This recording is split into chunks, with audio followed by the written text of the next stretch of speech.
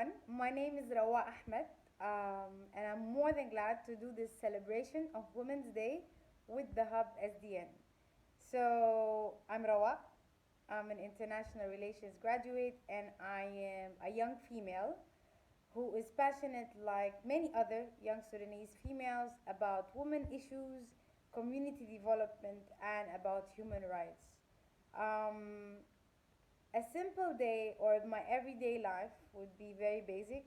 It would be waking up, going to work. I work thankfully in the humanitarian sector, which is something I'm very passionate about. And then I come back from work, and then I try to also give time to things that I'm truly passionate about. Like, for example, I'm working with an initiative called African Women Rights Initiative, who are basically a group of phenomenal women who are survivors of different types of cultural violence, of FGM, of child marriage, who came together to create this initiative to advocate for grassroots solutions to grassroots problems. So, in my time and in the little time that I get outside of work, I try to do that as much as I can. I try to engage online and raise awareness and educate on different topics that I'm very passionate about, such as gender based violence or women issues, etc. Currently, I've been working from home for a while, so my day would involve entertaining myself at home until the quarantine is over, now, thankfully. So that's like a glimpse of my everyday life. I also try to meet up with friends and hang out with friends as much as I can when I have the energy and when I have the time. And that's basically my everyday life. It varies based on the day, but it's been interesting coming back to Sudan and seeing the way things play out. So every day is like its whole year in Sudan. Every day is different. Every day is like so different than the day before. You never know what the day brings. So yeah, that depends. The third question would be, do I get inspired by women and girls? Of course, I get inspired by women and girls every single day of my life in all my interactions, whether it's at home with my mom, my first inspiration, of course, or whether it's at work, or whether in the street with tea ladies, with street vendors, with women who are constantly there hustling everywhere in Sudan. And that's the amazing pattern that I'm starting to see and that has been there ever since the dawn of time.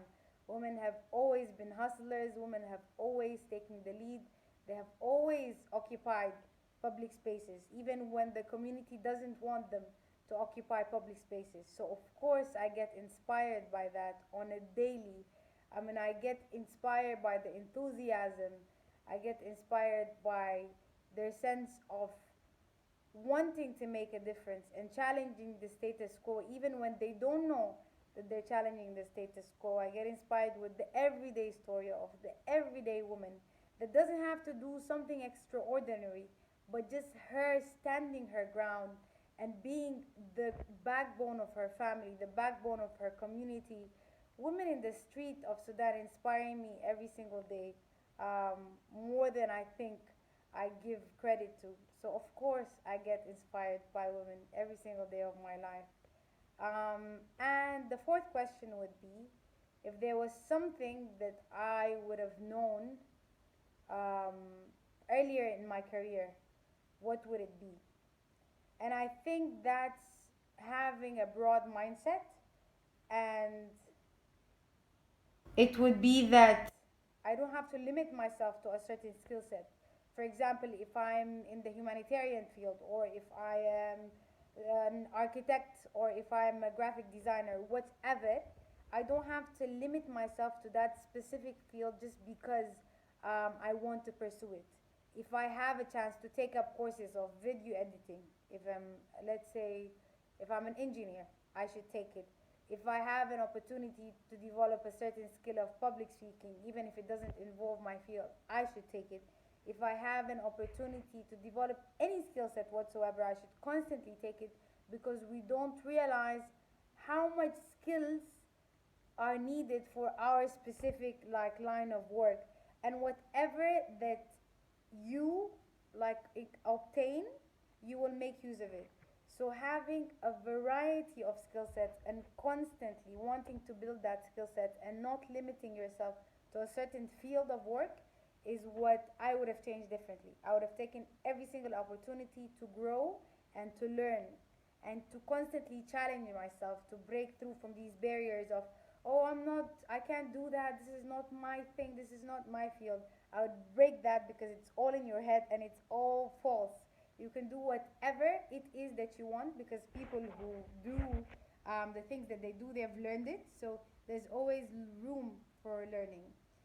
And I think the question, what would my advice be to women who are just entering, to younger women who are just entering the professional field? It would be bold. Be as bold as you can and occupy space. Do not shy away from sharing your opinion. Do not shy away from sharing yourself. Do not minimize yourself for anyone or for anything. Be bold and be vocal as much as you can and whenever you can. Speak your mind because guess what? People before you who didn't speak their mind didn't get anywhere. And do not let anyone make you feel like you're too young or you're too unexperienced or you're too this or you're too much of a woman or you're too emotional because it's false. And a lot of time it's projecting. People are projecting. So my advice for you is to not let anyone tell you you're too much of something and you're too less of something. Because guess what? Even people with 60 years of experience don't know what they're talking about. And the world has seen this past year. We've been experiencing a global pandemic and a virus that no one has any answer to. 1 year later, we don't have the answer to it yet, and we're constantly experimenting. So even people with 60 years of experience don't have the answer to everything. So guess what? You're never too less of anything. Don't believe it. Don't allow anyone the chance to tell you that. And be as bold as you can. And my second advice to young females just entering the workforce is be from the heart and work from the heart and allow your heart to be as rebellious as possible. Do not be limited to such constructive ways of thinking. People will limit you and they would tell you this is the policy of a certain place or this is the way things work, but you always have to challenge this thing because this is how you create change. You have to be from the heart and allow your heart to lead. And always ask yourself the right questions in any field you're working in. Ask yourself, how is this? How is what I'm doing of impact to human beings? I think sometimes from my personal experience, I get drifted often, and the routine life, even in the humanitarian field, can get crazy. And you often kind of drift from your purpose and you forget your intentions and you're not grounded. So the most important thing that I'm constantly reaffirming myself by is how is this of impact to human beings? And if it is, then I continue doing this and I continue being reaffirmed.